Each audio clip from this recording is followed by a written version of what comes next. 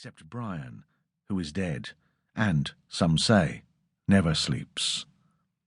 The road descends between rolling dry grass shoulders, the kind of bare landscape where in 1950s science fiction movies the teenager and his busty girlfriend, parked in his hot rod, receive unearthly visitors.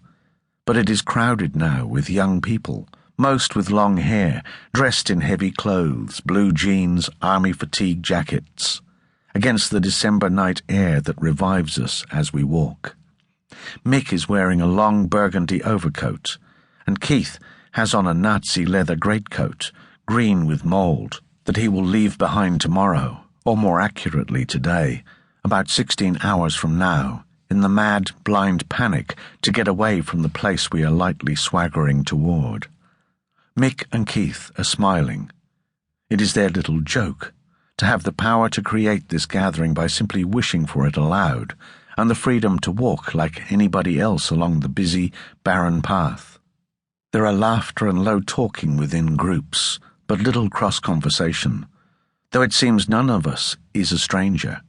Each wears the signs, the insignia, of the campaigns that have brought us, long before most of us have reached the age of 30, to this desolate spot on the western slope of the New World. "Tony, score us a joint," Keith says, and before we have been another 20 steps, giant black Tony has dropped back and fallen into stride with a boy who's smoking, and hands Tony the joint, saying, "Keep it." So we smoke and follow the trail down to a basin where the shoulders stretch into low hills already covered with thousands of people around campfires, some sleeping, some playing guitars, some passing smokes and great red jugs of wine. For a moment it stops us. It has the dreamlike quality of one's deepest wishes, to have all the good people, all one's family, all the lovers, together in some private country of night. It is as familiar as our earliest dreams, and yet so grand and final, campfires flickering like distant stars as far as our eyes can see, that it is awesome. And as we start up the hillside to our left, walking on sleeping bags and blankets, trying not to step on anyone's head, Keith is saying it's like Morocco outside the gates of Marrakesh. Hear the pipes. The people are camped right up to a cyclone fence topped with barbed wire, and we're trying to find the gate, while from behind us the Maisels film brothers approach across sleeping bodies with blinding blue-white quartz lamps. Mick yells to turn off the lights, but they pretend to be deaf and keep coming.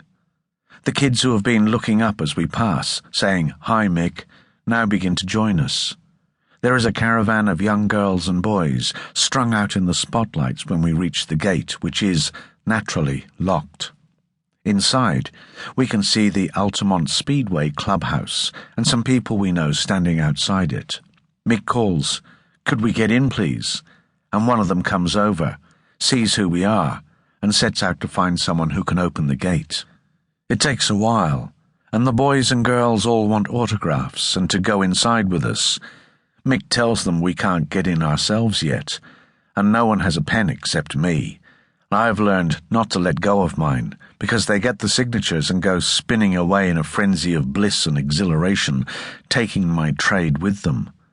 So we stand on one foot and then the other, swearing in the cold, and no one comes to let us in, and the gate, which is leaning, rattles when I shake it, and I say we could push it down pretty easy, and Keith says, "The first act of violence." Chapter 1. Something about the curious wanderings of these griots through the yellow desert northward into the Maghreb country, often a solitary wandering, their performances at Arab camps on the long journey, when the black slaves came out to listen and weep, then the hazardous voyage into Constantinople, where they play old Congo airs for the great black population of Stamboul, whom no laws or force can keep within doors, when the sound of griot music is heard in the street. Then I would speak of how the blacks carry their music with them to Persia, and even to mysterious Hadramaut, where their voices are held in high esteem by Arab masters. Then I would touch upon the transplantation of Negro melody To keep listening to this audiobook, I've left you a link in the description so you can do it, at no cost thanks to Audible's 30-day free trial.